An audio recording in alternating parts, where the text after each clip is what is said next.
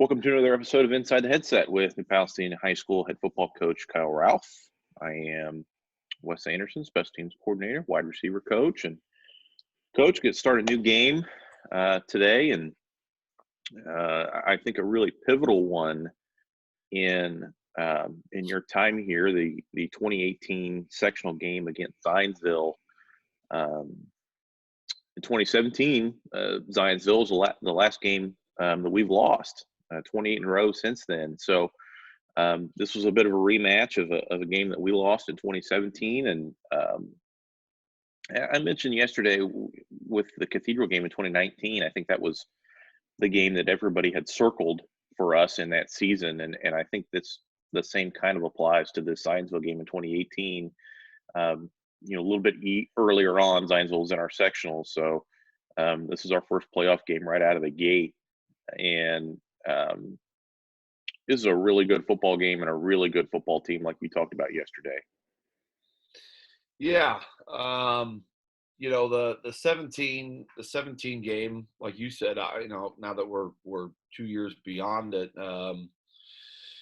that sectional championship against them is the last game that we've lost. So it's been 2 years since someone's beaten us here, and up until that point in my first 5, that was my 5th year. We'd only lost 3 games to begin with. So, when they beat us in 17, that was our 4th total loss since I've been here. So, it was there were a lot of things about that game that I think were good for our program and good for our team. That you don't want to lose, but you do learn a lot through losing. And we were really young that year. I think the average starting age of our team that season was a mid-year sophomore, and we were playing a couple of freshmen. The offensive line starting age was an actual sophomore. I think we actually started a junior, a freshman, and 3 sophomores on the offensive line across the board. And we were playing so many young kids in 17, and that game came down to the wire. We really truthfully had kind of overachieved that year, to be honest. And we lose on a last-second field goal at home, kind of in the rain and the mud, into the wind, and their kicker has.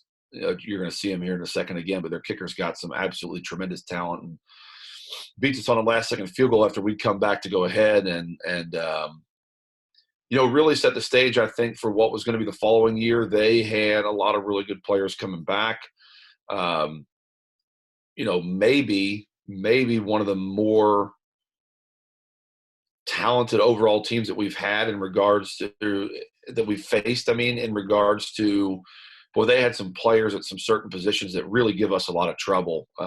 It's a really hard matchup for us in some of those spots. And, that game, I think you're right, is one that a lot of people circled on their calendars of like, okay, New Pal's team was really, really young. They've got a lot of kids back. Charlie had moved in, which made us even more dangerous at that point. Zionsville brought back a ton of players and a boatload of high-end talent, and knowing that we're in the same sectional again, this one was really heavily anticipated for sure, and a big motivational, I think, piece for a lot of our kids, especially, them now getting a year older. We're still a pretty young team at this point in 18 when we go play them, but that season of maturity of 17, I think, really helped us out a lot in the 365 days between. So I want to ask you, before we get going here, I know a lot of the story after this game ends, and we win this game, is about the pirate flag. So give me a little bit of background, or give our fans a little bit of background about the end of the 17 game and what you did in this week leading up to this game. Yeah. So for some reason, I'm not 100% sure. It's probably something that they've got as a team motto or philosophy. But when they come running out of their end zone before every game, they run out with a pirate flag waving. You know, like some of the teams come out with the American flag, and I think they may have that too. They came out with like two flags usually, but one of the flags they run out with is a pirate flag. And like I said, in 17 they beat us, they knock us off, and when the game was over with, I'm doing my post game interviews and stuff up top, and you know, you say goodbye to your seniors, and I go up top and I do the post game interviews and stuff, and the stadium is obviously clearing out, and people are saying goodbye to the seniors, and most of our team was by that point that I was done was in the locker room and gone, and you know, saying their goodbyes to the seniors as well. So I get that stuff all wrapped up, and I come walking down the stairs, and one of their defensive linemen, as they're taking, you know, pictures and stuff, which is fine. I mean, you know, I don't have any issues with that. I mean, that's not a problem. You won a sectional championship game. You know, parents want pictures and all that stuff. I mean, we've had that before, and it's nothing disrespectful. That's fine. I mean, it's a big moment for a program, so I have no issues with that. What I did have a problem with, though, is towards the end of their pictures and stuff, one of their defensive linemen, and our field at the time was grass, took that pirate flag and in a, you know, the Baker Mayfield, Ohio State fashion, started waving it around and then stabbed it into the grass right in the middle of our 50-yard line. And they all started celebrating and jumping around it. And I'm a really prideful person, and I have a lot of pride in, you know, my kids and our program and what we do. And there are some things that to me are just unacceptable. And that was a motivational piece for me in the off season of keeping it in the back of my mind that I'm going to get these kids ready to play this game, because we're going to pay them back for that disrespect that just happened on the field. And it was players and coaches involved in that, and I did not take too kindly to that at all. The thought process then became, how do I use this as motivation for the kids? Some of me thought I was going to use it the entire offseason, but that would have gone against my general philosophy of being 1-0. And I thought that would put focus on Zionsville and not on the opponents that we had to beat to actually get to that point. So I decided to essentially just keep it in my back pocket. And when we got to that week, for the first time ever, and this is the only time I have ever done this before in my career, when I gave the scouting report out to the kids, instead of the other team's mascot appearing on the actual cover sheet of the scouting report, I put the pirate flag. And I literally beat that pirate flag into their head the entire opening part of that week. And behind the scenes, I had Dan Walker, who at the time was one of our assistants. He just assisted me with running backs and stuff when he could as a volunteer. He had built this wooden stand, essentially, that he used to put the flag for his NPCFL football teams in. And so I called him and I said, hey, man, I need that stand this week, or can you build me a new one? I've got an idea that I can't tell you about, but I need it. You know, I have to have that thing. And he was like, you know, yeah, sure, no problem. And so he then kind of helped me get all that stuff set up. And that day, I had bought like 4 pirate flags online on Amazon, because I honestly had thought, like, someone may try to destroy this thing. It's going to make the kids so mad.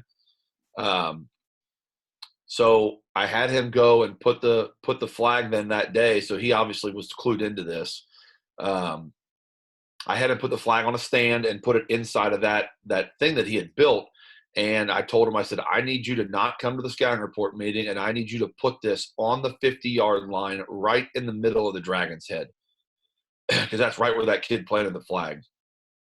And I said, that's all I need. Just sit it right in the middle of the field. And so he did. So I explained to the kids then, obviously, what the flag represented that was on the front of the scouting report. And then I told them, I said that when we go out for practice today, there is going to be a massive pirate flag right in the middle of our field. And I said, we will not touch it. I said, your job is to make sure that when the end of the week comes and this game is over with, that you've earned the right to remove that flag off of your field. And we're going to come home from this game and we're going to light that flag on fire and burn it and move forward. And the kids were, they thought that was a pretty cool thing and they were pretty excited about it and kind of laughed some. But when we got out there, and I think they realized how serious I was, in the fact that, if we had drills, the drills had to go around the flag. If we were running a team session up and down the field, we ran plays with that flag sitting there, and they had to go around the flag to get their jobs done. I mean, it was a constant reminder of the fact that, we had kind of failed the mission the year before. I didn't care that we were too young, but, we essentially allowed disrespect to happen on our field, and we were not going to allow that to happen again. And it really became a great rallying cry for the week. I think the kids had a lot of fun with it and stuff, but it really did become a thing where, by the end of that week, that flag was starting to really, for lack of better word, that flag was starting to really piss them off. And we had our breakdowns. Instead of having them, near one of the end zones, which is usually what we do, I made them do breakdowns literally on the flag, so it's right in the middle of our group at the end of practices. So it isn't like it isn't like the guys need motivation or anything like that. It's a playoff game. It's a survive and advance scenario. But to me, it was just a little extra something. And we do end up winning this game. We come back, and the crazy part about the whole thing, I think, is by this point, and the administration of the school was great, because they let us, that pirate flag stayed there all day and all night. I remember the one practice we came back, and all the different, all the cornfields and stuff that are around us and around the school and the stadium and whatnot, they had cut the corn and stuff down. Because it was so many spiders. It was late in the fall, and all those all those field spiders came out. We came out to practice one day, and there were about 9 million little tiny field spiders that had gotten up in that flag and had made little tiny webs to the ground. And that was certainly interesting. But I think it was great, because the admins obviously let us leave a pirate flag out on the field for an entire week. And like I said, the interesting byproduct of this was the kids had obviously told their parents about it, or when people drive by and see a pirate flag in the middle of our football field, some of the parents that, I know texted me like, hey, coach, you know about this? I'm like, yeah, I put it there. And when we came back from winning this game, the parents were out there in the parking lot, waiting to burn the flag and celebrate with us. And some of the parents were the ones that actually helped us get the thing on fire, because we couldn't let the kids do it. We weren't allowed to let the kids, essentially play with fire or light something on fire. And we, so that was really funny. Our whole community had gotten into this whole burn the flag concept, and I didn't expect that to happen, but it was cool. It was a lot of fun, and it was something, the kids, I think, will always remember. And, they may forget that game as time goes on a little bit. They're going to know that they won the game, but I don't think that they'll ever forget the whole flag part of it. That will always be, I think, what this game is associated with is moving past that disrespect that was given to us, and essentially kind of re-earning our respect a little bit, I suppose. Let's jump in here. Other thing I want to talk about before we get going here is the weather for this game, because it was truly awful. Yeah, you can see the tents that our fans brought to sit in the stands. It was raining so hard. I mean, look at those things. Yeah. My So parents were one of those up there. yeah, I think this is my wife here in this one right here. It was probably in the mid 30s. Rain the whole night, windy.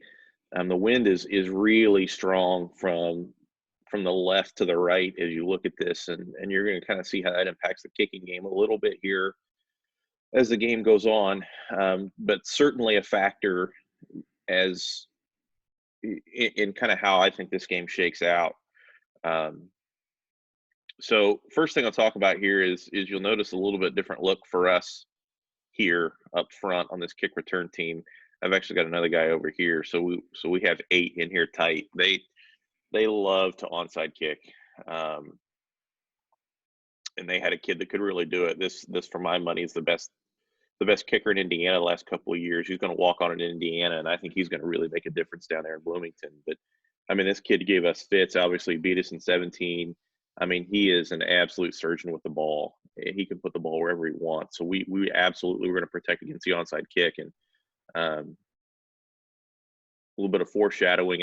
This actually, we were right there because there's one coming here in a little bit. So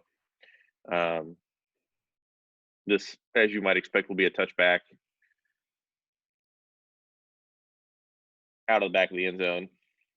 Yeah. If you pause that, if you go back to that first play real quick and pause it. So I've gotten a couple people have asked me this question, and I actually have been on 3 different Zoom meetings with some coaches from around the country the last couple of days, which has been a lot of fun. I've really enjoyed it. But one of the questions we've gotten, and they've kind of asked this. So if you look at the screen right now, and you'll be able to see it here in a little bit, but some of them have asked me about our just general depth, or how we do it with the amount of kids that we have, and kind of what we're up against and stuff. So at the time in this game, and I told them, if you just hang tight, I'll kind of show you an example. So at the time in this game, so this is 2018, so we're a couple months away from essentially the sectionals being redrawn and the enrollments coming up, because we're at the back end of another 2-year cycle here. What you see essentially is the smallest school in 5A, which is us, who's had to move up a division, and we're playing in it still. If you look at our sideline, I mean, that's what we've got. I mean, that's it. Those are our troops. There's 11 on the field, and then from about the maybe the 35 to the 35 in a single file line across the board. That's it. And that, obviously, there's a couple kids that are injured each year here and there. I mean, I think going into this game, we were playing somewhere in the high 40s with total amount of players. Zionsville at the time had ballooned up to what's going to be a 6A school. They actually had over 2,000 kids in their building. But we're playing in 5A because they had gotten under the enrollment in the previous cycle, but they're about to be 6A here in a few months. And you can see as these clips go on, their roster had about 100 and I think it was about 113 kids on it when we broke it down, and they had like double numbers, and there's 2 number 1s and there's 2 number 9s and there's 2 number 40s, whatever. So yeah, I mean, when we talk about us having to get prepared for 5A football, essentially a lot of coaches have asked, like, what does that mean? A lot of, like, we go back to the Center Grove game, we talked about it quite a bit. A lot of it is we're playing against teams that have exceptionally more depth and resources than we do. And you're going to see in this game, I mean, when we've got 47 kids to pick from, and they've got 116 or 113 kids to pick from, we've got to be really, really good and really efficient with what we do.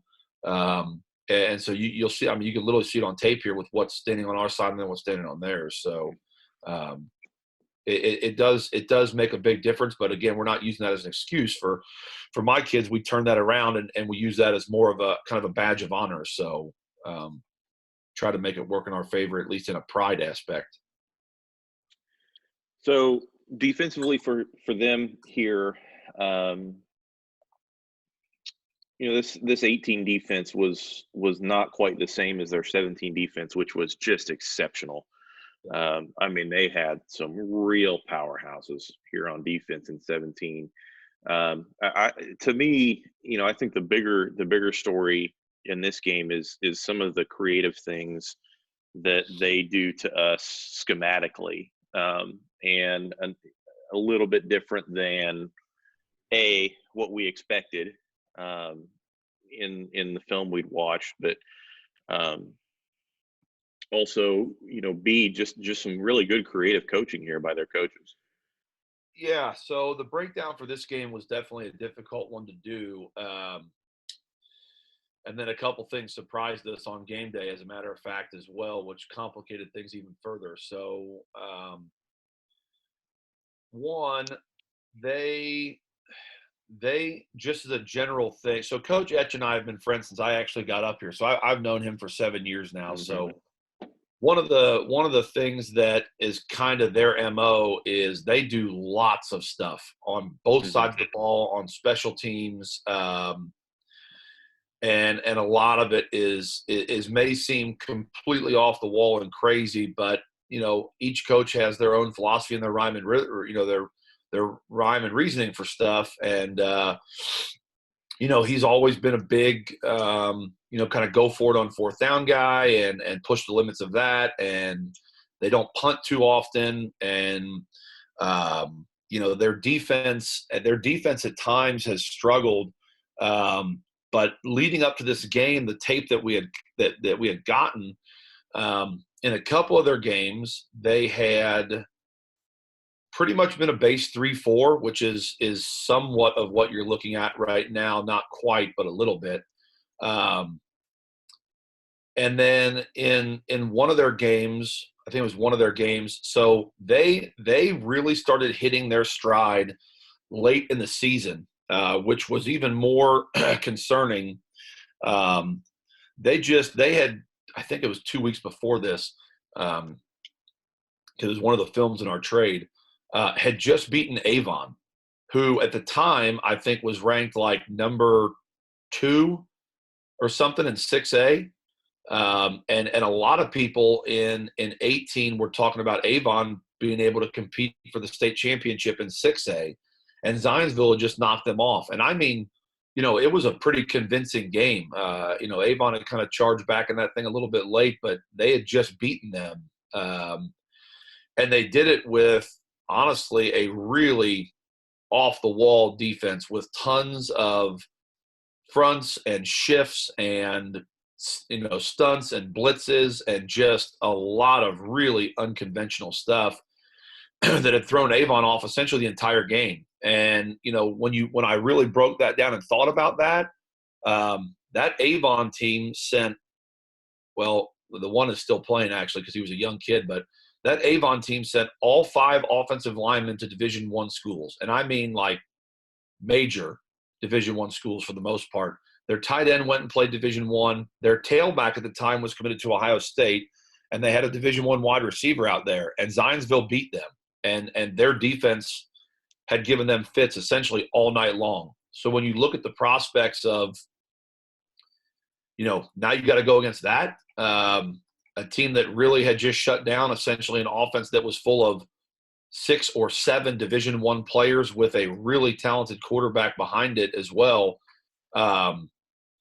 This was concerning, and figuring that with the quality that our offense had played at for most of the year, kind of going into this game, understanding that, look, we're probably going to get this off the wall look. I mean, we're going to get a bunch of fronts and a bunch of looks, and they're not going to just sit there and let us tee off on them.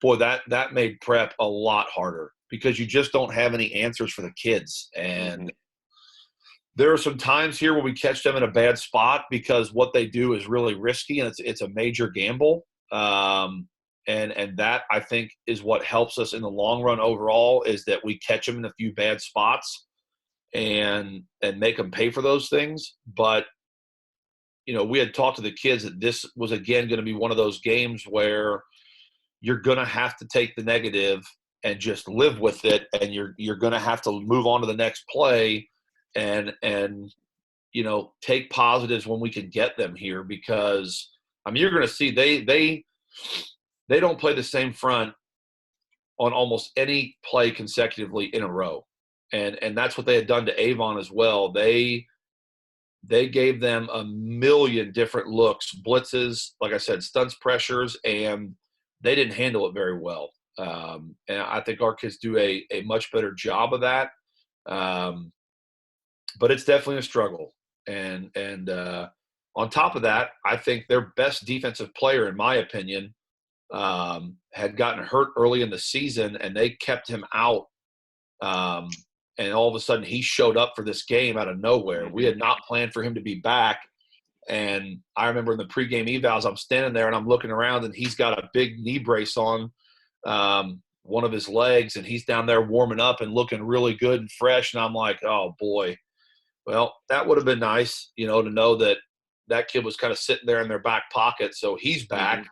And we actually had planned to come after the kid that had been his backup all year, because we felt like that kid had really struggled. And sure enough, that doesn't happen, because that kid's all of a sudden back in there playing, and again, throws a little bit of a wrench into the plans right out of the gate. But we overcome it. But yeah, they were significantly better on defense with that kid back, and that was that was tough to see that kid. You don't want a kid to be hurt, but it's tough when all of a sudden a big chunk of your game plan goes out the window before you even kick the ball off, because the kid you plan to attack isn't going to play. Yeah. When you kind of get a good look at some of the exotics here right out of the gate, this is the nose looping all the way around here. You got this backer firing there. You've got this backer looping in here. It's a mess, and that really can give zone teams some fits. Yeah, if you're a defensive guy that likes doing a bunch of stuff, you might just want to pause this film at each couple of seconds and chart all this, because you're about to see about 30 different play calls happen during this game. Again, I mean, this is one of those things where, we had never practiced that front right there. That stunt, they catch us in a really nice deal. And you're good. That's the deal with this. Like I said, again, as a coordinator, my evaluation here is going to have to be, all right, are these plays struggling here? Okay, we got 0 yards on what's one of our better play calls in this season as a whole here. Why? Well, I mean, they ran a front we didn't expect, and they run a, essentially an EN stunt with loop with a mic plug blitzer. I mean, who's practicing that? We didn't. Yeah, this is our curl concept. Come out and throw a bad ball here too. This should go to the arrow here. Yeah. The passing game for either one of these teams is going to be really rough. I mean, they're well, I'll talk more about that stuff when we go to our offense or their defense. God, our defense and their offense. But, yeah, I mean, it was hard to throw the ball in this particular night here. This is the route we referenced the day in 19 Cathedral that, this time it's from 2x2, but this was a big part of our plan here. We felt like we could get Charlie out in the flats wide open on long yardage situations, and we pick up a huge first down right here. Well, you can't really tell it from this angle, but he absolutely flattens that kid. Yeah, that kid actually spins around on the ground. Yeah. It's wild. I'll tell you what, though, that kid makes a great tackle on him later that saves their defense, because we had another easy first down. That kid makes a great play on the ball. It was actually a really nice play later in the game. So now they're kind of in like a little bit of a shifted 3-4. Again, you're going to see a lot of different stuff here in this game. I mean, a lot of different stuff. And, yeah, you really can't tell how hard it's raining, but you can even see, I mean, our cheerleaders are wearing ponchos back there. I mean, it is you can kind of see around the 30-yard line the glisten of the water that's pooled up on the field. I mean, it is raining hard. Nice quarterback outside zone. This was going to be one of our better plays for the week, we thought. Here's another blitz here, another pressure. So we're moving the ball pretty well here. I think this is going to be a little hitch here from number 2. Yep. Yeah. Another big part of our plan, because of the way, one of a few ways that they like to play trips. Um, there's a nice little wrinkle coming to this later that's really going to help us win the football game. Yeah, so the important part of this is, like you just said, late in the game, after we've hit this a couple of times, late in the game, we're going to get a big, big, big play out of this that really comes from Zach, honestly, where he gives me some feedback. And again, it registers with what I'd seen, but it wasn't something that I had maybe thought to actually call. And Zach came over and said, "Hey, Coach, I really think if we need kind of a little bit of a big hitter to move the chains, I really think that this is going to work." And again, as we just kind of go through some of these inside zone plays and whatnot here, I'll kind of speak to that. I mean, that again is where, as a coordinator, you've got to trust your kids that they're smart kids. And Zach was a veteran kid, and you've got to put the ego to the side a little bit and say, you know what? I trust my players. I've coached my players, and they've probably got some really good ideas as well. I'm gonna go with it. I'm gonna give it a shot. And again, I don't have an ego about that stuff. I have no problem giving Zach full credit, like I just did for suggesting the play. I mean, that's again your job as a coordinator. Put the ego down, and let's move the ball and score points. It's a little bit of a wrinkle here. We're gonna go to the fan instead here on 3rd and short. We get a bad mesh that kind of dooms this play. Yeah, Zach actually misreads this play. Again, the thing I've kind of talked about quite a bit, Zach misreads this play twice in a row, and we've got 2 huge gainers if he actually pulls it and reads it the right way. So is it a bad play? No, it's there. I mean, it is there. Quarterback just doesn't make the right read at all. And then later on in the game, he makes the right read and absolutely chunks them for huge yards. So, we're going to keep on sticking with it. Now here's an even front, like a kind of a hard 4-3 look here. On 4th and short, again, this was going to be one of our better calls, just in general for the week. But we go with our quarterback inside zone again here, or outside zone rather, and a really nice play for us. This ended up being pretty good this night. This kind of the zoom motion there with the running back coming across just timed things up a little bit better for us with a little bit more of a delay. Nice big chunky yards right there.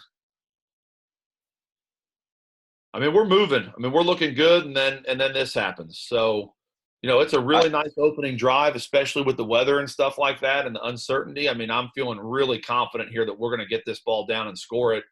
The line is really doing a nice job, all things considered, for what we're getting up front and what we were able to practice and prep for. And then again, we just get Riker's got the ball in the wrong arm, which he knows better than to do. He's got the ball in the wrong arm here when he turns and tucks it away. And then he switches it over. And when he switches it over out to the outside arm, he should have put it in the right arm. But anyway, this kid comes across and, honest to God, almost misses this tackle right there. He almost misses him. And the glancing shot, his shoulder pads actually hit the ball. And instead of popping it out of bounds, which is where normally it would go, it literally popped out of the back of Riker's arms and stayed in bounds, and they recovered it here. So really unfortunate, with the weather conditions and stuff. I can't say I didn't expect something like this to possibly happen. But, what was a really promising first drive there, we fumble away, and here comes the defense. And here come the hijinks. With the little quad diamond down here. I want to skip ahead to a quote-unquote normal formation here, for you to kind of talk about their personnel and the 3 really, really good receivers and the really good center, and the personnel challenges that they cause. Yeah. So we'll go back to that first play in a second, like you said, but this was a major problem for us on a lot of different levels here because, the 3-3 defense and our philosophy behind it is, we feel like we have to control the two A gaps in order for our defense to work. It really is built. I get that you're playing 5 DBs, and a lot of people think that, but the core of our defense is the A gaps, and then we build that from the inside out in the 3-3. So the good of that is normally we've got pretty solid, defensive tackle, defensive line type kids where one of them is going to be able to win that nose guard job and be really good at it. Over the years, we've found those kids. The problem is when the opposing team has a 6'5", 290-pound, multiple Power 5 offer kid that could have gone just about anywhere in the United States he wanted to go. That provides a problem because he's going to control the A gaps most of the time. I will give. So we put a couple of different kids there in this game. I will give our nose guards credit. I thought they did an absolutely exceptional job in this game overall, considering the size and talent deficit that we had at that particular position. Our goal then became that we felt like Kyle and Austin had to win the battle at 4 technique. And we kind of understood that we were going to lose the battle at 0, and that's kind of the way that it goes. Some of that was built into an overarching plan here. You're going to see us play a lot of things that we usually don't do. I'm going to be really honest here. A lot of that was I'm actually calling both sides of the ball in this game. A lot of that was we really wanted them to be patient and have to beat us running the ball with long drives and slow methodical movement here. That was a really big deal because they really had never proven that they could do those things. And I was willing to essentially give up lots of running yards in order to make them be patient and earn touchdowns. Because the other problem, like you said, was they had scored so fast on so many people. I think they lost a game to Brownsburg, who at the time was ranked in the top 5 in 6A. I mean, they'd scored like 50-something points against them, which is wild. And a lot of them were just 1 to 2 play drives, big hitter touchdowns. And so the personnel issues here, you can see the big tight end there that's at a wing right outside the offensive line. That's an SEC tight end that's about 6'5" or so, and maybe a little bit of change. Man, he was a good player too. Yeah, and about 235 or so pounds. So that's an SEC tight end. The receiver at the bottom of the screen right now was a Big 12, Big 10, Power 5 offer kid that I'm not sure what ended up happening. He ended up not going to any of those schools, but he had offers from the Big 12 and the Big 10 and the MAC and all that stuff. So he's down there at the bottom. And then, in my opinion, the real weapon is what is the kid now who I think's up at the top of the screen by himself. I talked yesterday a little bit about the quarterback from Cathedral, who I think's got a lot of talent and maybe went just a hair under recruited. Maybe not to a Division I full scholarship level, but I think he was under recruited as well. And we've had some of our own, but this kid at the top of the screen to me is one of the most under recruited players that I've seen since I've been in Indiana. I thought he was really special, and I thought he was the X factor for them for years. Now he was smaller. I want to say he was maybe 5'9" or something like that. I don't know, but I'm going to tell you what, that kid could run any route in the book. He would go across the middle. He was fast enough to go deep. That he, to me, was everything you want in a slot receiver. And then with the ball in his hands, he was as dynamic of a kid as I've coached against up here. And so I think he had pulled some offers. He ended up settling on a really good NAIA school, actually, as it went on. But, they had two major Power 5 Division I offered receivers, and a third one that was without a doubt Division I caliber, but just got slighted, I think, because of his height. And then in the backfield, they have a freshman tailback who we really hadn't seen much of, but is one of the up-and-coming names in Indiana right now and just had a massive season as a sophomore. That kid is going to be something incredibly special. So they add him into the mix, and then you've got I think their offensive line at the time in this game here had one kid who became another Division I prospect, a Division II signee. The other kid is still playing there right now. I think he's a pretty decent mid-level prospect. So, I mean, you're looking at an offense that's got – I think their quarterback went and played Division III even maybe. You're looking at an offense that's got 9 – yeah. I think you've got 9 or maybe 10 college football players on this defense. I mean, it was a really tall order here, personnel-wise, for us to deal with. And again, that's not a complaint. We've got good players in our own right. I mean, you don't win games without great players. We've got plenty of really good players out there, but their personnel was a big problem for us going into the game, and then proved in some of those spots that we were essentially exactly right, that we're going to struggle. Now, some of the stuff we did really well against. I mean, we held their receivers to a really low total, but we sacrificed yards, and that young running back, boy, he earned his paycheck that night because he's tough, man. That kid's a great player. So first play for them, they come out in this little diamond down here, and always, like you said earlier, that's always a part of the deal when you play Pattis or Berea. You've got to prepare for all this stuff, and you're going to get crazy formations, you're going to get trick plays, you're going to get he and his staff are going to challenge you, and they're always kind of probing for that area that you haven't prepared for, or show you something that you didn't expect to try to gain an advantage here. And here's one in this little quad bunch down here.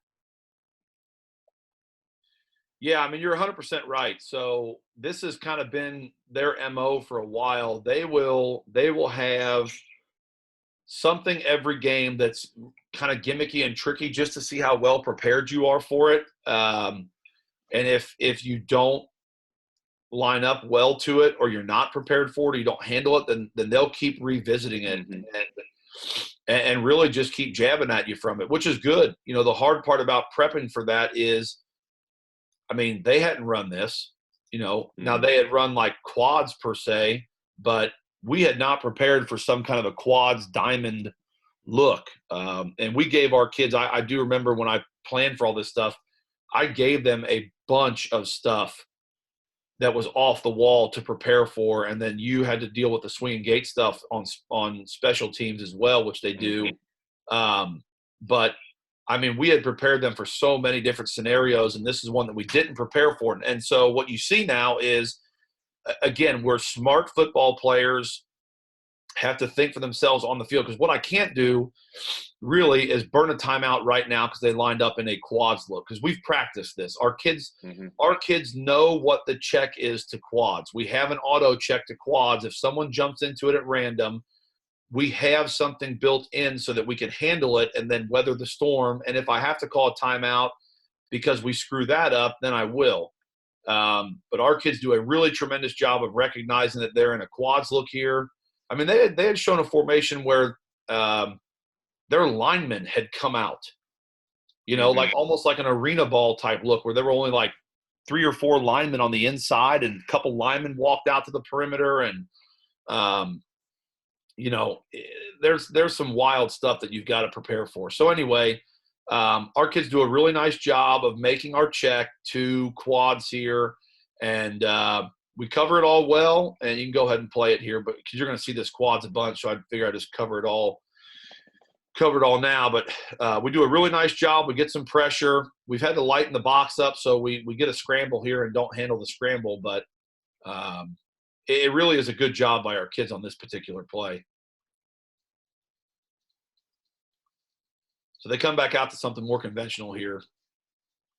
Penalty there. Yeah.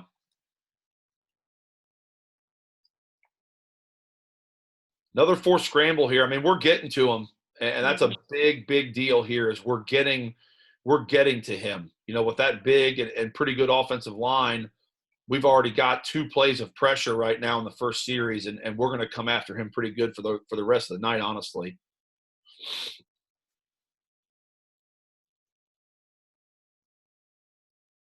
Another one, really good pressure, force a bad throw. Coverage is strong. Go ahead. You know, this was one of the things this week. This is something that we had put in. We got a little nose pick here to try to mess with that center some, and we had to do a couple things to throw them off guard. But I do remember this is probably one of the most, you know, I would say quote unquote coach speak here, one of the most dialed in games I think I've ever been in, where I was really zeroed in on what I felt like was going to happen on each play of this game, and again, it was about conveying to the kids that, you know, I'm willing as a D coordinator in this game as well. I'm willing to sacrifice yards in the running game. Don't be discouraged by giving up first downs on runs. They're not going to be patient enough to keep on running the ball. They want to throw it, and their receivers are going to get really bored and stop playing if they can't complete passes. And that's kind of what happens. This game goes on here, but I felt like our coverage from our defensive backs in this game was absolutely exceptional. And our guys up front on D-line, again, considering what we were playing against, I mean, really did a great job of executing standard stunts and a couple really good blitzes as well. But, yeah, we were pretty dialed in for this one.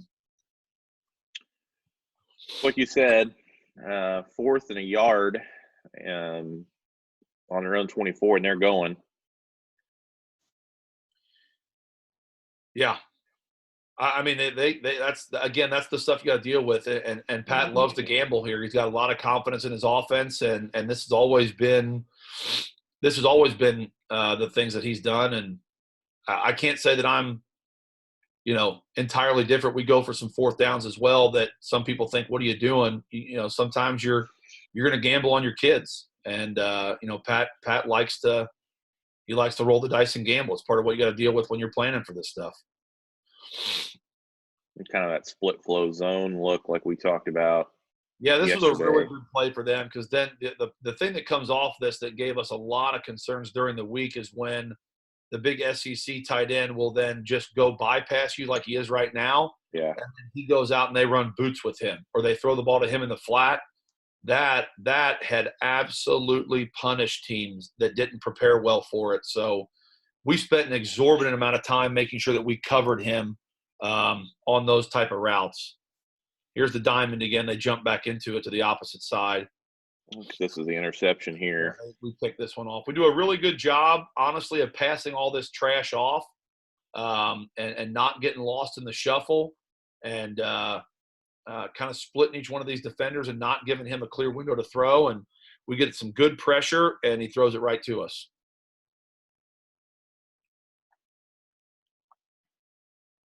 So no harm, no foul on we fumble. It back right where we were.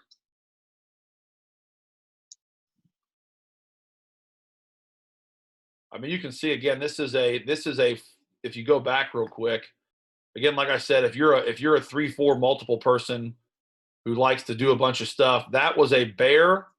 Okay, so that is a bear, and then they shift and they play. If you go ahead and play it, they shift and they play 3-1-5.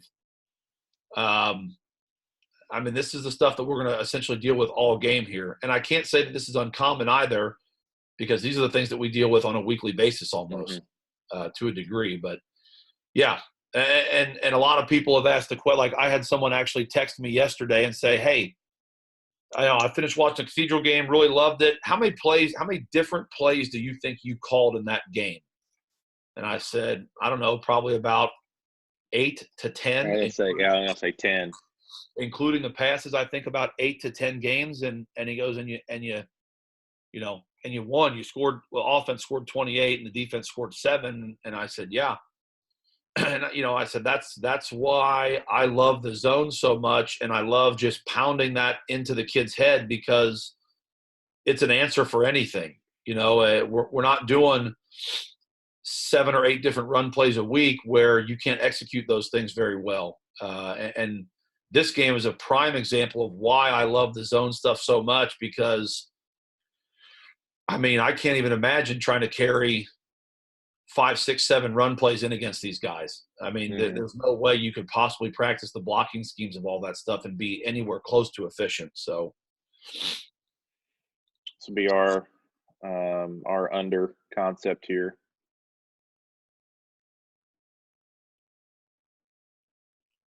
Yeah, we've got some open bodies here. We just get a little bit of heat.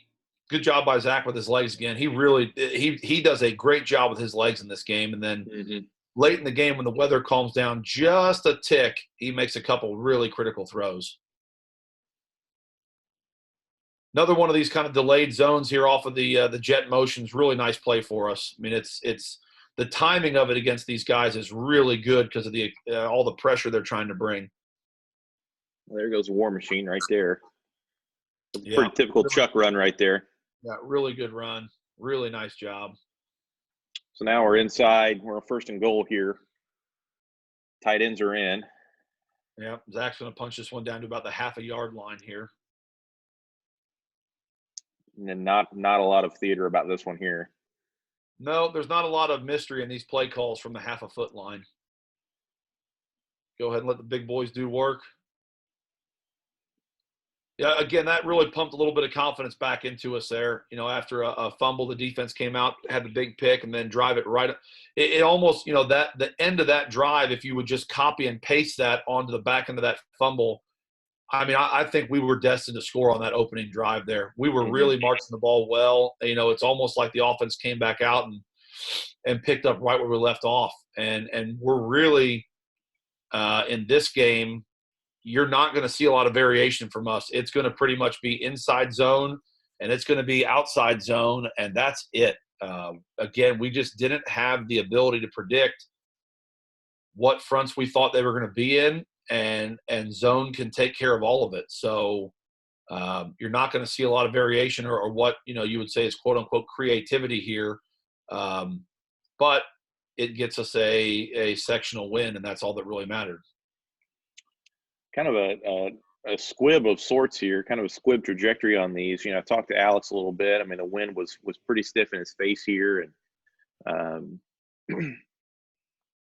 felt like if he kicked that ball up in the air, up into the wind, it was going to come down the 20-yard line. So we kind of get lucky here because this bounces through their entire return team to get a touchback and make them have to go the full 80 here.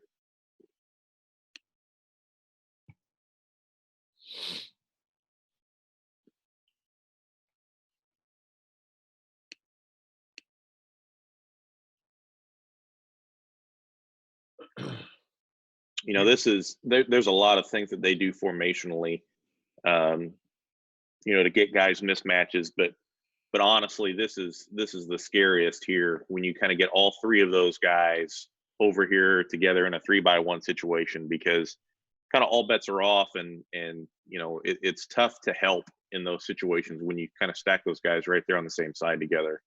Yeah, when there's 3 Division I caliber kids right next to each other, that's a big problem. The one thing in this game you're going to see us do a lot of too, so this is part of the film breakdown, the analysis here. The kid that was the taller one that had the Big 12 and the Big 10 offers and stuff, you're going to see us bracket that kid a lot in this game. He had been a major over-the-top threat for them, and that was something that I talked to the DBs all week about, look, guys, when he is by himself one-on-one, that's the matchup they want, and he is just going to run by everybody. He'd done it the whole year, and people kept leaving him one-on-one back there by himself.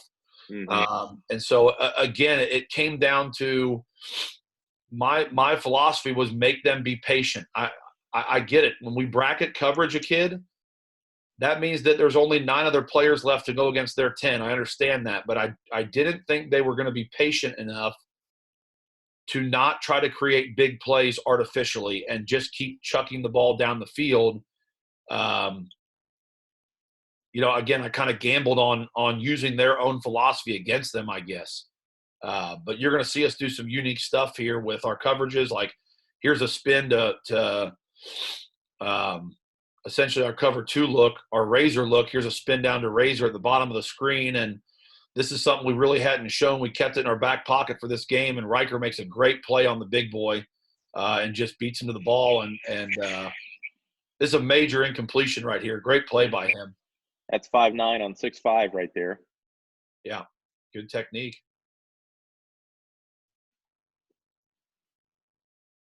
So again, 4th and 3 here, and we're going. I think this And is we need a timeout. Not doing it though. Yeah. Yep. They had just they converted that first one, and you know they came out again, and you know it's like, again, you know, like I said, there have been a few times in my career where I've had to call both sides of the ball for some different reasons and stuff, and this was one of them. But you know, not many times have I had to do like D coordinating where I had so many fourth and X scenarios on a paper, because you just don't know. I mean, they may go for 4th and 11, you know, or they may, you know, it just, you've got to be prepared. I mean, the sheer amount of things they do, you know, I think prepping for this game, we had charted them. We had like 8 pages of passes from a couple of games, you know, where they don't even run the same pass concept over and over. You know, they've got so many things in their offense that they do. It really can add up on you. Just the sheer volume that they try to execute with is astounding. So, and then on top of that, you've got to be prepared for, you know, fourth and goes, and they've got all these different random heavy packages they use, and different personnel in the different packages they use, and it can really add up on you quick. You know, they're a hard team to prepare for. So we'll talk a little bit about their punt here. Pretty similar to what we do, but they run a lot of different varieties. For us, this guy is always right here, and we don't really ever change that. But they'll do it. They'll move him across. They'll walk guys down in here. They'll run it from a 4 or a 5-man front. You'll see a 4-man front here. And my thought was, when I saw this, they did this occasionally in the film that we had. I expected them to do this to Maxon because he's the guy that blocks most of our kicks, and they do. And we don't block this one, but you talk a little bit about player feedback from Zach, and Maxon comes over and goes, "Hey, listen, let me go to the other side," which doesn't really matter because none of these guys in here are eligible anyway. You know, the only guys that are eligible are him, and the guys in the shield that are mostly linemen anyway. So he said, if they punt against you, let me go over to the other side. So we'll talk about that in a minute, because it ends up kind of being a big play here at the end of the first half. We still get a pretty good rush on this one, and an uncharacteristically poor punt. I mean, their specialists are always just so good. Yeah, I remember talking to Pat before the game, and you know, I was asking about, because the kicker's a Division I kid as well, like you were mentioning earlier, and I said something to him before the game about, you know, whether the kicker's being recruited, and God, that kid was so talented. And you're going to see here in a second, like you said, you could put a quarter on the field and say, hey, Freeman, go land the ball on the quarter, and he'd put a hole in it in football. Yep. He was that good. You know, he could put the ball anywhere you wanted him to put it. And I was talking to Pat before the game and said something to him about his recruiting, and he goes, well, the crazy part is, because I got 2 other kickers that can both kick it in the end zone or through it, and they can't beat him out, but they're younger. But he said, I got 3 kickers that can easily kick touchbacks 90% of the time, and I'm like, good Lord Almighty, man. Their kicking game, you're right. Their kicking punting game with him may have been the best that we've seen in my 7 years here.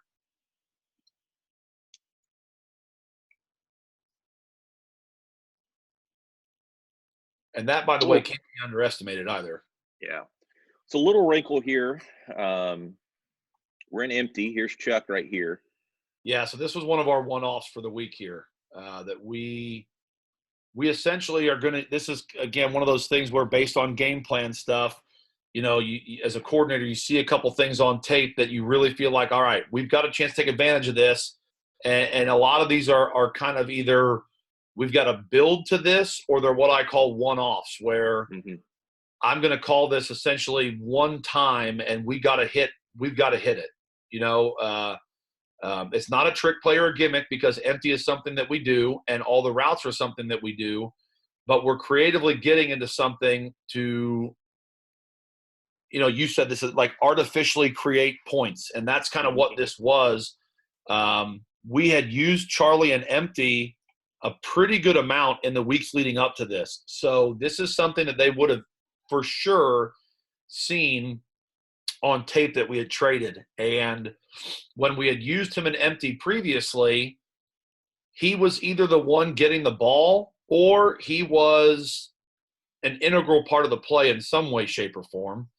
And essentially, I mean, everybody and their brother wanted to stop him anyway. So this time around, and again, like I said, I mean, Pat, those guys are well coached. Like they're they're not just sitting over there. I mean, they will have prepared for this. So we brought Charlie out in empty again and used him as a decoy to essentially get all of their attention to focus on him. We run him on a shallow route and then send Blake over the top on a little bit of a stutter and go here, and get their corner on an island, because we know that he is not going to get over the top help here, because they're not going to let Charlie just run free and let him catch the ball. So this is a really nice throw, again, with the weather being such a huge factor in this game. Zach throws a really nice ball, I mean, right into Blake's hands. Yep. Blake makes a nice catch. And we get a big gainer here. This is a really nice and well-executed play. And by the way, if you ask, hey, Coach, how come you didn't come to that earlier? Here's the honest answer. It was raining too hard. We've got a little bit of lull in the rain right now, and so I used that to our advantage to come out and throw the ball when I could. And then when it starts pouring again, we can't throw the ball. So, again, some of that is dependent upon the weather then too. I wanted to call that play really early in our series, but, I mean, Zach couldn't even hold on to the ball. So we had to wait to get a dry ball. You'll notice that was the first play of the drive. We've got a perfectly dry football that has just come out of the bag, and the rain has slowed down, and so that's the chance to take advantage of that. You throw that in the middle of the series with a wet ball, you're not going to get what you want, and you wasted your play. So there's a lot of strategy that goes into that play call that you probably wouldn't think about, but that has to go through a coordinator's head as you prepare for things. Nice pull here by Zach down on the goal line. This is third and 4 from the 5. Yeah, really good job. That's a great read. Good pull. Gets inside of this kid, keeps it real tight, gets us a first down.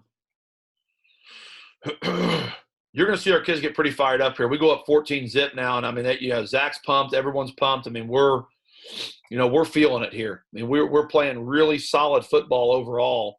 But as with any good football team, they're going to answer. They're going to answer as well here. So.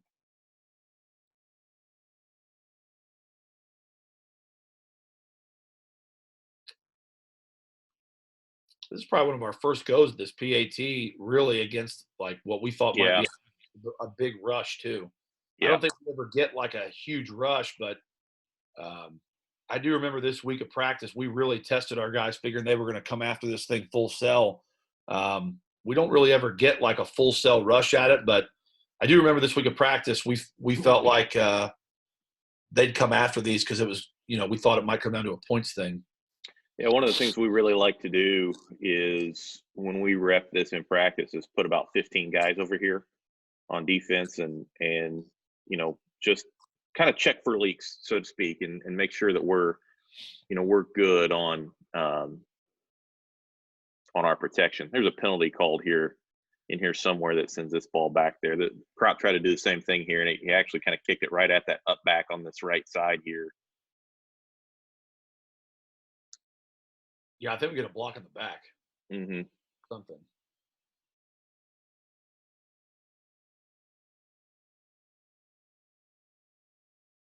Here's your bracket. Yeah. At the bottom. Yep.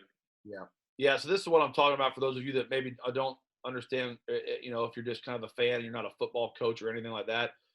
At the bottom, you're going to see us move late to bracket. So this kid, the Big 12, whatever type Power 5 kid at the bottom, this is essentially what we call bracket coverage, where we're gonna put two guys on one. And so this normally is not something that we ever do with our defense. There are some very few moments over the years where we have had to do this based on personnel and alignment. And essentially, at this point now, we're playing with 9 kids, and they've got 10. And that can present a lot of problems. But again, it matched the overall arcing philosophy of our defense for that week. So it was acceptable to go with, but that's what it is. One guy's going to essentially play low on him and bracket him at the bottom to push him outside, and then one guy's going to play above him on top and just on the outside of him, and they essentially just force him to run inside of that tunnel. That's essentially what bracket coverage is. So it also discourages, just based on looking over there, it would discourage your quarterback from ever throwing the ball there. Is really the big piece of it. Is, we want him to see 2 people on one. Okay, I can't throw it to him, and he's got to go do something else. Nice outside zone here by them. So we get out of the first quarter really clean. I mean, we're playing good football. I think that right now physically we have the advantage as well. We're definitely moving them around. And one thing you're going to start to see here, this is another game where we felt like our conditioning was going to be a big, big deal for us. And I think they realize that as well. You're going to see a problem start to arise here shortly. In the short term, it's a problem. In the long term, I think it pays off for us in a major way. They don't play both ways. What you're going to see here shortly is them start reaching for answers, and they start taking offensive linemen and putting them on defense. Mm-hmm. And in the short term, that's a problem because those kids are all really big, talented kids. In the long term, it burns their gas tank up because they're not used to it. And I think it really aids us as the game goes on that they're trying to rotate and flip-flop those guys so much because they're just not used to that. And I think it tanks their efficiency a little bit. So, yeah. Big hitter here to start the second quarter.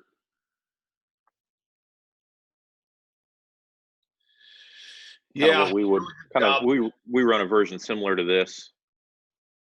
Yeah, you can see here we're playing a light box again. I mean, we're literally playing a 5-man box to this. 7. Yeah, and that hurts. We're trying to prevent the passes so much that they rip us down the middle here on this one pretty good. We just kind of get – again, if you watch this play, that center takes our nose guard and washes him so far down the line that we lose that interior gap integrity, and this guy rips the ball right through the backside A-gap here. We knew it was going to be a problem, but we really just don't have an answer for it at this point.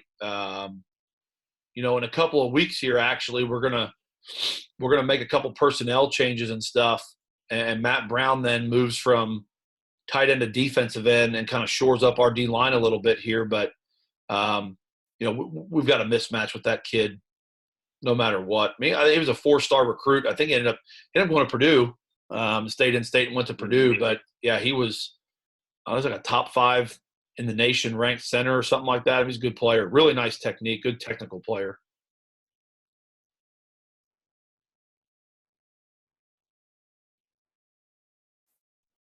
There's this little I like that. Nice job. Yeah, I like that guard a lot. 77, the big guy, really good player. Yeah, he was their primary puller. He actually, he's a big kid, but he was the smallest of the bunch. But boy, he was a great puller, really tough kid. But yeah, I think he was the smallest one in the whole group. Maybe he was like 250 or 60 pounds.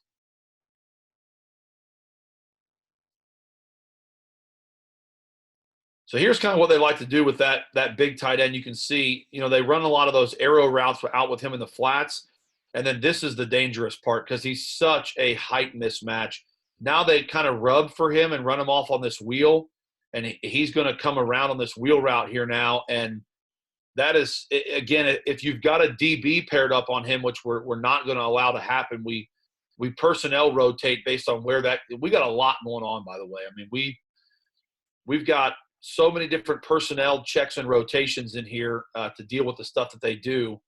But yeah, if we get caught with a short guy on him, all they're going to do is just lob this wheel route up to him, and I mean, it's a touchdown anytime they want it. So, and they actually have hit something like that in a couple of games. So we've got to put taller guys on him and rotate defensive back personnel from play to play, and you've got to know your assignments. There was a lot that went into this game. It was really difficult. But again, we've got smart kids. I'll give those boys a lot of credit. The DBs, I was really blessed to have those guys because not only were they talented players, but I think I've mentioned this before. I think the average GPA of my group was over a 4.0 of these guys that are at defensive back. So very smart.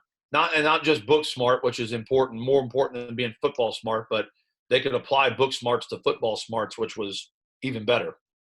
Now, here's a little underrated thing about one of the things that they do is they took their slot and they'd stick him at tailback some, and there he is right there, Tommy, and this is the tailback. Yeah. So there are, and Fawcett was Tommy, but Fawcett's his last name. Yeah, that was another part. Like I just said, it's actually probably a great setup for that. That was another part of the personnel thing is he was so good and so dynamic from everywhere that he was, and they found so many ways to get him the ball. I mean, he would be a tailback, a slot. He'd be the outside X or Z. He'd be the quarterback and wildcat. So when we practiced this week, again, as talented as their offense was, he was the focal point of it. He was that good. We put a yellow hat, like skull cap thing, out on the outside of the scout team player's helmet that played him the whole week. And I think it was Jaron Manley because Jaron's really quick and shifty. Mm-hmm. And I think it was Jaron most of the week, and he did a great job of being this kid. But that was another one of those things. On every single play, our defense was responsible for identifying where he was. And then we had charted everything they did with him from a certain spot. And then they were responsible for knowing what was coming based on where that kid lined up. And each one of those scenarios had different checks that came along with it. I mean, I don't know if in my career there's ever been a situation where we were more dialed in. And it has nothing to do with the flag, but, I mean, we were absolutely zeroed in for this game. This is another one where when he lines up at tailback, we've got to identify him. We've got to make the appropriate call and the check. We've got to know what they can do with him from that position. It was a lot of stuff for our kids. And then they don't do that. And then you've got to do the pass up here to make sure that we get, we get Cade on the big tight end. Right. Yes. And then they fire an absolute missile in here to the post. Yeah. So a lot. Yeah. It is. I mean, it was and again, if your kids don't prepare and study, you're sunk. You're absolutely sunk in a game like this. And our culture is strong. It means a lot to our kids. They're incredible. They're smart, and we got the job done. But again, fans just see people playing defense, but on that given play, the amount of communication from alignment to snap is absolutely extreme. Yep. Another little dink and dunk route here that we tackle pretty well. One thing I will say this about their offense too. One thing about them is they were absolutely lethal in the red zone.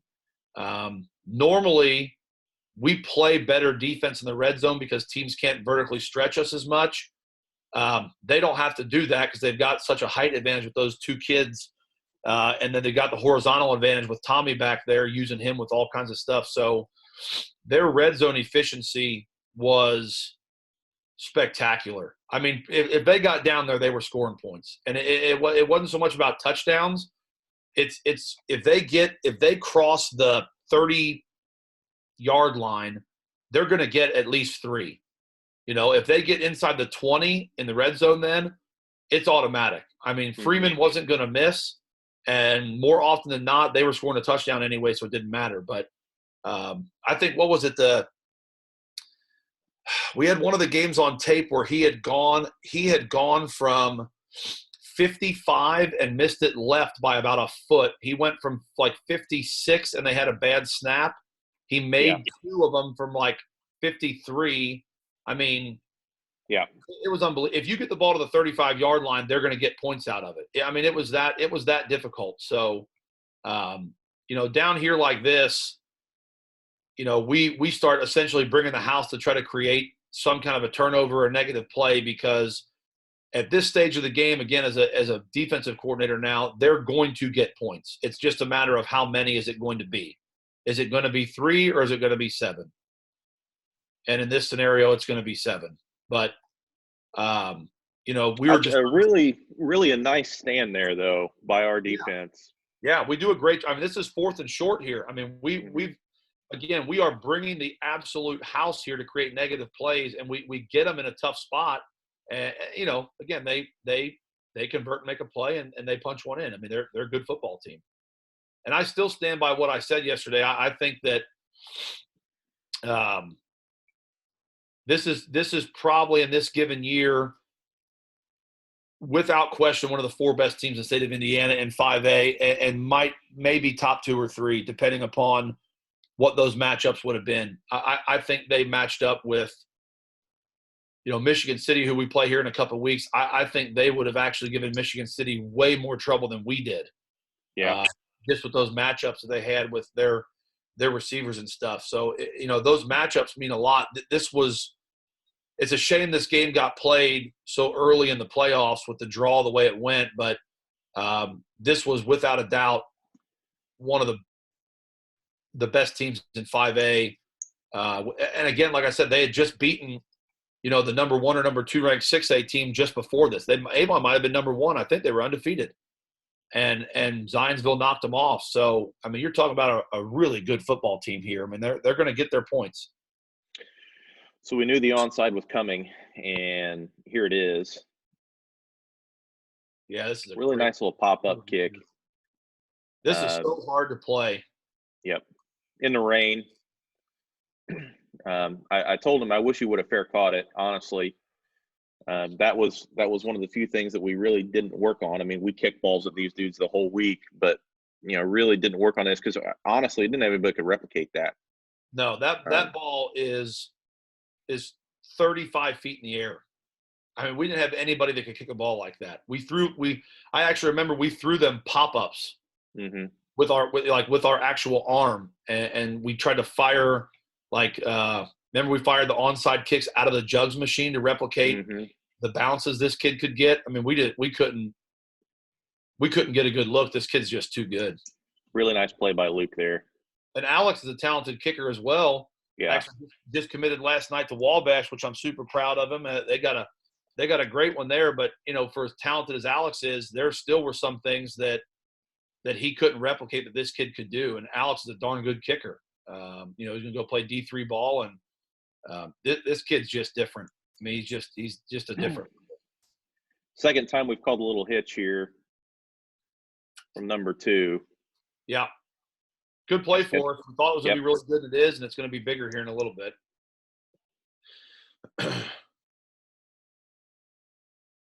I mean, we're really having some nice production here. From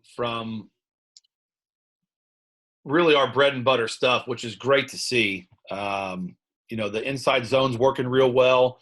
Our passing game stuff again, with the weather, we couldn't do anything down the field. So our short intermediate passing game is looking really strong right now. We had that one mishap on the early throw, but, we're really settling in here and we're looking good.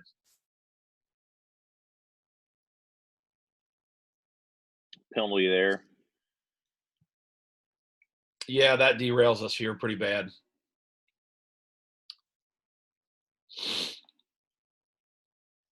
So we get behind the chains a little bit, and this is one of the ones, boy, that, oh, man, I knew this was coming too. I'm going to tell you what, we had run this all week long, and all the study on tape based upon what we had looked at.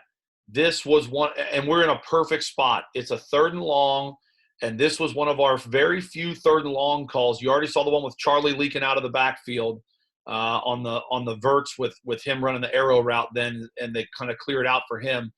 This mesh route here, where we haven't done this a bunch on the season.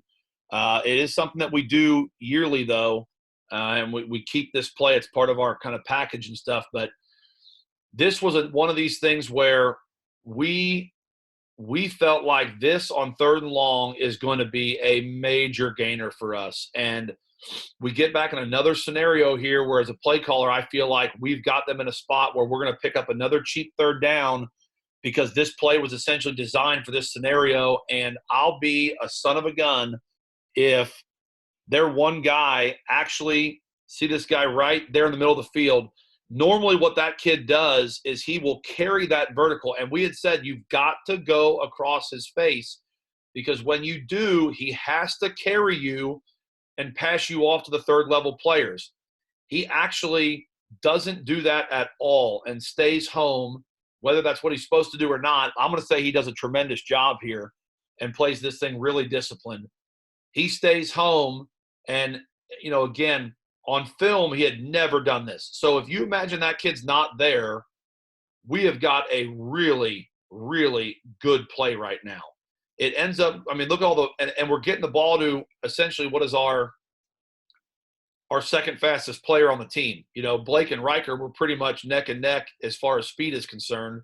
And he's got a world of room to run with, and that kid sits there and stays home. Man, this was tough because I thought we had this. As soon as he came across, I was like, oh, we got it. And that kid put his foot down and stopped, and it was like, oh, no. And then we don't convert that one, and then we go for it on 4th, and Zach throws it to the wrong guy. We actually get them to make a huge bust here, so they overcompensate for Charlie, and Colby runs wide open. Zach's supposed to read the corner here. The corner actually breaks off of Colby and cuts him loose for a wide open touchdown. Zach triggers the ball way too soon and throws it to Charlie. That one hurt. 2 missed opportunities there, but again, that's ball. That's one, Zionsville's kids being well coached and making a nice play, and a quarterback when the bullets are flying making a decision. And I can't say he was technically wrong there. He completes a pass and gives us a chance to get a 1st down, but we missed our read. And it cost us. But again, another good drive. Really, we've moved the ball very well against them. We're playing solid football here. Really positive at this point, honestly. They had some kind of penalty after that, and I can't remember what it is, but they're in 1st and 25 here. They got one of their players got a sideline infraction, personal foul. Oh, I remember that now. That's right. Yeah, one of their players got a sideline infraction, personal foul for something they'd said, and I actually remember that because they were coming out for offense, and they threw a flag, and because I got part of, but I remember seeing Pat take a kid and pull him off of the field and wouldn't let him go out there to play. And I'm thinking, like, what in the world's going on? And then the official obviously has to come over and explain to me the penalty. He didn't tell me what exactly happened, but he just said it was a personal foul, infraction on a player on their team on the sideline. So again, I don't know what happened, but yeah, one of their players picked up a 15-yarder over there. Well, this is going to be a huge swing in this game here.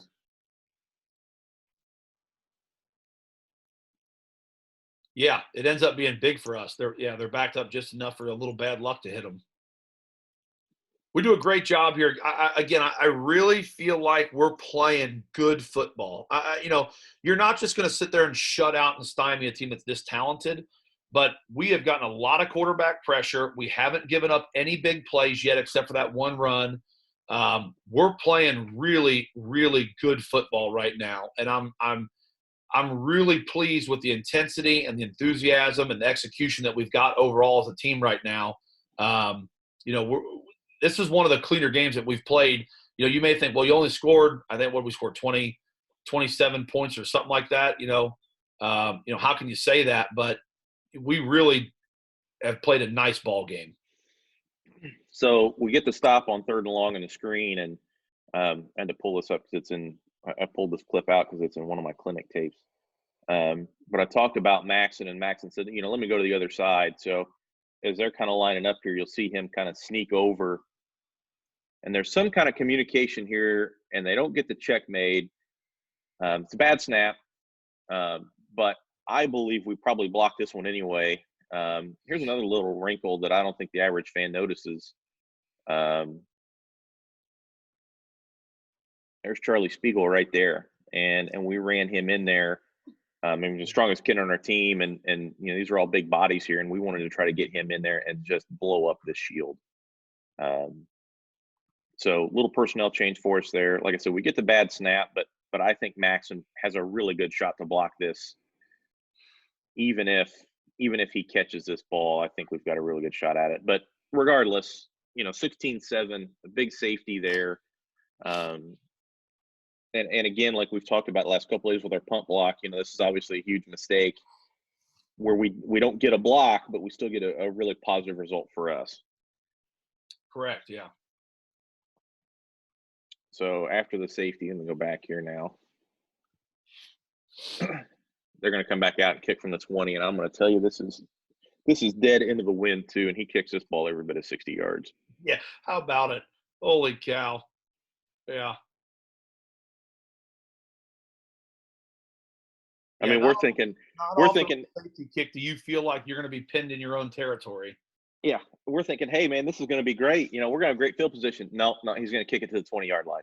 Okay. I mean, that ball is essentially 60 yards into the wind. Mm-hmm. And again, like when we say wind, it is a driving wind and rain. I mean, it was brutal. I think we're getting pretty close here now towards the end of the half. And, again, obviously we want to come out of this thing with a little bit of points here. Throw a really nice bubble out here to Colby. We do a good job of cracking the most dangerous man there. That might have been Cade or somebody out there. I can't quite tell exactly who that is. But that's Riker. We do a nice job here, get a good little pickup on this bubble. Just a nice, simple throw. Good little first down surge here. I mean, again, you can see we're getting a nice push up front. Oh yeah, we got the 4th and short here. Mm-hmm. But we're getting a good surge from the lineman up front. We're blocking pretty crisp, pretty clean. We're playing good football right now. It really is a good first half.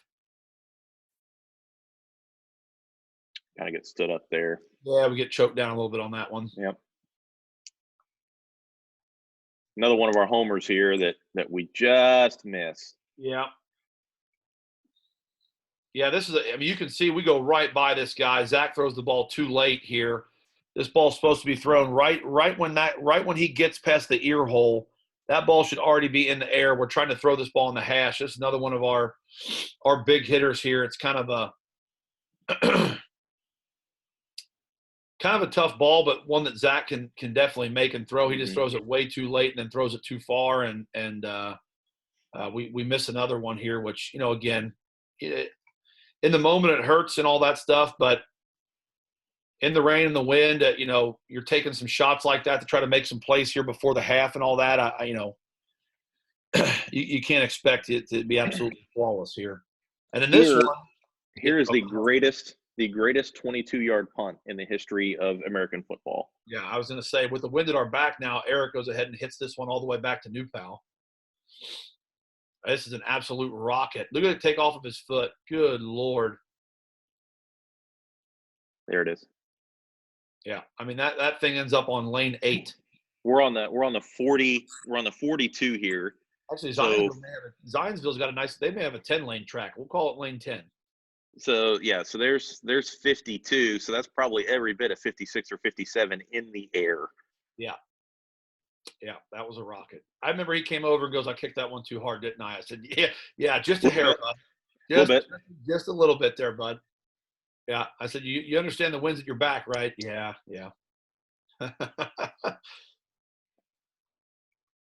And then they're just going to kneel on this, and that's going to be the half. Yeah. So 16-7, going into the locker room and feel pretty good. I think. Yeah, like I said it a bunch here on this, really, again, especially considering the caliber of team we're playing against, really feel positive about how we've played. There's a couple minor adjustments. I wouldn't even say adjustments, honestly. There's a couple things at halftime we're going to recap. One of them is the play that you mentioned that we're going to come back to here shortly. So we've called our weak side fan zone twice now, and honestly, both of the times that we've called it, Zach's made a mistake on the read, and we have not executed the play properly. It's something he had done really well all week, and for whatever reason here in the game environment, he has not executed that well yet. And so, I get him in the locker room, and that's what you're going to see when we do get the ball back here in the second half initially is you're going to see that play come out, and we execute it finally, and Zach rips off a monstrous chunk on them. And really it's a big play. And we thought it was going to be a big play for us, but like I said, there's a window in there of, is the play not good because of design? Is the play not good because of their talent? Or is the play not good because we're not properly doing it? And I just wanted to get them in there and really kind of recap that play, make sure we were clear. I think we ended up widening our tackle out just a little bit to help with the read on that play so that Zach had a little extra split second to get it done. But, really the halftime talk is going to be really simple here. Our adjustments have been really good. I think we're a little ahead of them right now as far as game plan is concerned, and we're playing well. So the message really was just, you've got 24 minutes to finish this. It's everything you've got, and let's get the job done. So, and we do play a really good second half of football as well here coming up. So I do remember that it was a really calm, positive halftime here, honestly, where I think all the coaches felt really, really good about where we were at. And our execution of the game plan as a whole had been working almost exactly like we thought it would. So, we had a few points on the board that we'd like to have, but, we're ahead of a really good football team at their place in bad weather. We're going to take it. All right. Well, we'll pick up tomorrow with a really good second half, and with the Dragons ahead 16-7. So, as always, we'll take your questions if you have them. Send them to either Coach Ralph or I, and we'll be happy to answer them. So, all right. Well, thank you, Coach, as always, and we'll see you tomorrow. Sounds good.